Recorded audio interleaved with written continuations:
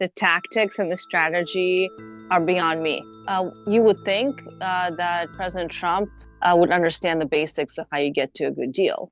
Is this maybe actually an attempt from the US to try to gain leverage? What we know from whether it's a diplomatic negotiation or business negotiation or a contract, is that you have to have things that you are willing to give away. They're not so important to you, but are very important to the person inside the table. And the more of those things you have, the more likely you are to get to a deal that will benefit you potentially more than the other side. We're not in that position right now. We have some leverage over the Russians, which is economic sanctions.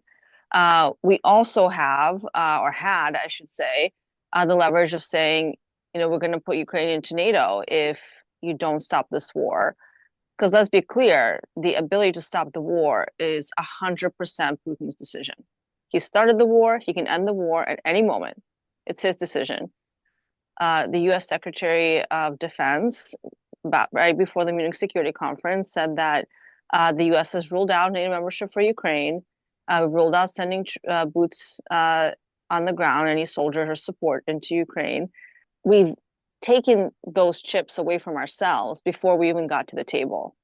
So it's just a strange situation where you would think that President Trump, given that he has had a successful business career, would understand the basics of how you get to a good deal. He wrote The Art of the Deal. And that's just not where we are. We're letting the Russians have all the chips.